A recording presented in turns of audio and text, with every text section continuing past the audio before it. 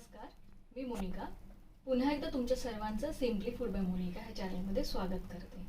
तर गौरी गणपती जवळ येत आहेत आणि गौरी गणपती विशेषच आज मी एक नवीन रेसिपी घेऊन आली आहे, ती म्हणजे मावा कोकोनट मोदक। तर हा मावा कोकोनट मोदक कसा बनवायचा ते आज आपण बघूया। चला रेसिपीला सुरुवात करूया।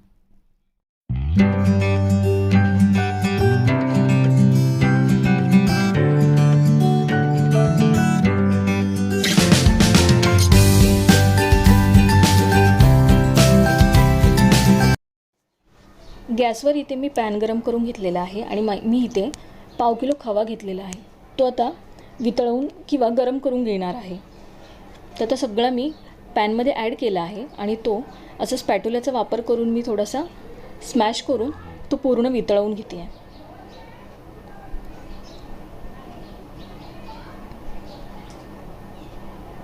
आता खवा आपला चांगला मेल्ट झालेला आहे। आता त्याच्यामध्ये आपण 1 चमचा तूप टाकणार आहोत। मी कढईमध्ये ह्या अगोदर काही तूप किंवा बटर वापरलेलं नव्हतं। मी आत्ता ह्या स्टेजला ह्याच्यामध्ये 1 चमचा तूप घालते आहे। तूप घातल्यानंतर त्याच्यामध्ये चवीनुसार पिठी साखर घालून घ्यायची आहे आणि पिठी साखर ह्या खव्यामध्ये मिक्स करून घ्यायची आहे। ही सगळी प्रोसेस अगदी कमी गॅसवरती करायची आहे। आणि आपला आता खवा साखर सगळी विरघळली आहे खव्यामध्ये आणि आपला खवा तयार झाला हे कसं ओळखायचं तर साधारण एक छोटासा गोळा मी त्यातला घेतलेला आहे आणि अशी गोळी हाताने करून बघायची आणि मग आपलं समजायचं की परफेक्ट आपल्या रेसिपीसाठी खवा तयार झालेला आहे। आता मी गॅस इथे बंद करते आणि एका प्लेटमध्ये काढून घेणार आहे आणि तो थंड करून घेतलेला आहे। आता माझा खवा थंड झालेला आहे पूर्ण आणि आता त्याच्यामध्ये मी आवडीनुसार ड्रायफ्रूट्स घालून घेते। ते बारीक तुकडे करून घेतलेले आहेत आणि ते वापरले आहेत। अर्धी वाटी डेसिकेटेड कोकोनट घेतलेला आहे। तर डेसिकेटेड कोकोनट आता मी ह्याच्यामध्ये घालते। त्याच्याऐवजी तुम्ही ओल्या नारळाचा कीस वापरला तरीही चालू शकतो। आता हे सगळं मी एकत्र मिक्स करून घेणार आहे।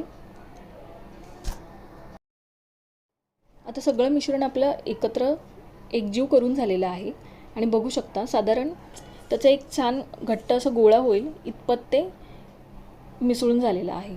आता मी हा मोदकाचा साचा घेतलेला आहे। हे मार्केटमध्ये इझिली अवेलेबल होतात। आता काय करणार आहे, हे सारण मी ह्या मोदकाच्या साच्यामध्ये भरणार आहे। दाबून ह्याच्यामध्ये ते भरायचं आहे आणि दाबून भरल्यानंतर त्याची लेवल एकसारखी करून घ्यायची, जी बाजू ओपन आहे त्या साईडला। आता पूर्ण सारण हे दाबून भरून झाल्यानंतर आता मी हा साच्यामधून काढून घेणार आहे आणि त्याचप्रमाणे इतर मोदकही करून घेणार आहे।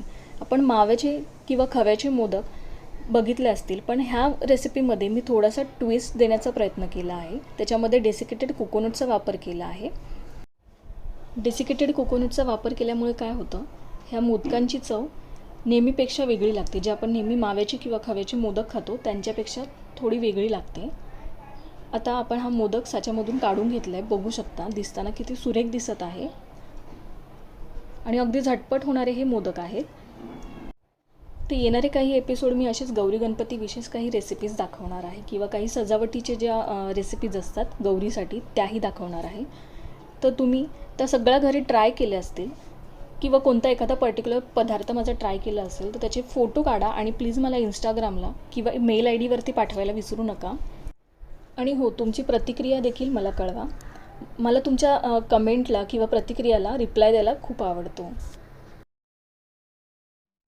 हा मोदक तुम्हाला नक्कीच आवडला असेल तर येणाऱ्या सणासाठी तुम्ही हा नक्की बनवून बघा आणि कसा झाला होता हे कमेंटमध्ये सांगायला विसरू नका।